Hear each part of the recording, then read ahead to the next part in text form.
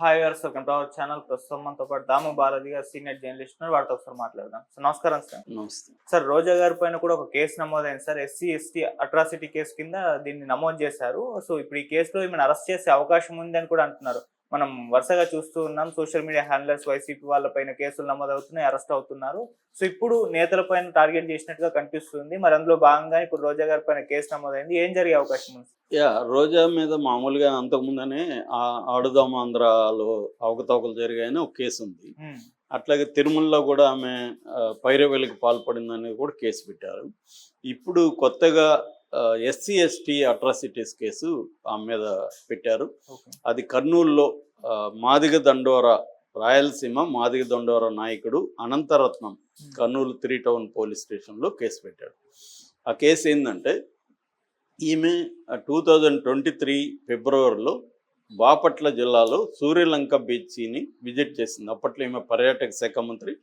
అక్కడ పర్యాటక శాఖ రంగానికి చెందిన కొంతమంది అధికారులు వచ్చినప్పుడు వాళ్ళకి చూపించడానికి వాళ్ళని తీసుకెళ్ళి ఆమె ఆ బీచ్లో కాసేపు విహరించింది.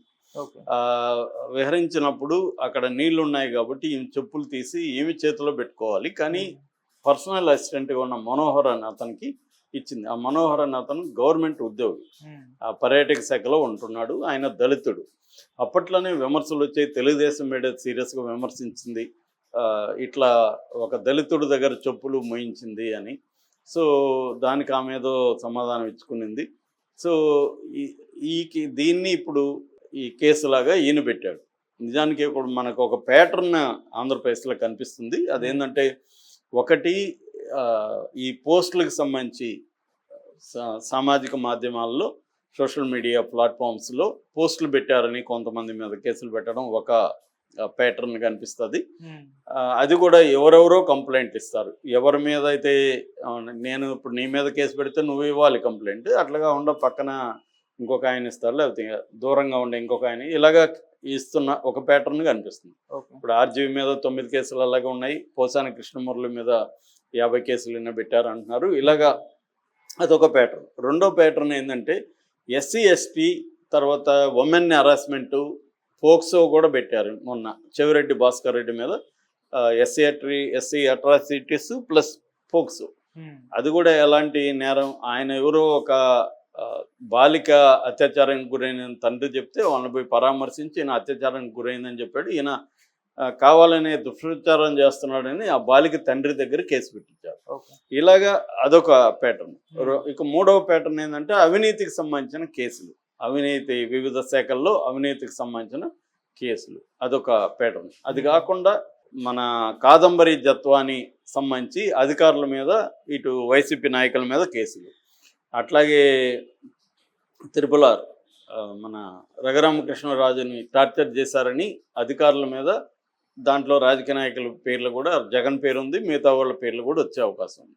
సో వైసీపీ నాయకులను, వైసీపీ సపోర్టర్స్ను, వైసీపీ తరఫున యాక్టివ్గా పార్టిసిపేట్ చేసిన వివిధ జీవితాల్లో ఉండే వివిధ రకాల వ్యక్తుల మీద టార్గెట్ చేసి కేసులు పెట్టడం అనేది మనకి ఒక ప్యాటర్న్గా వాళ్ళు చేసుకుంటూ వస్తున్నారు. ఎందుకంటే తెలుగుదేశానికి లీగల్ నెట్వర్క్లో, లీగల్ ఇన్స్టిట్యూట్స్ అంటే న్యాయస్థానాలు కావచ్చు, లీగల్ ప్రాసెసింగ్ కావచ్చు, వీటి మీద చాలా లోతైన అండర్స్టాండింగ్ ఉంది. వాళ్ళకి చాలా స్ట్రాంగ్ లీగల్ టీమ్స్ ఉంటాయి.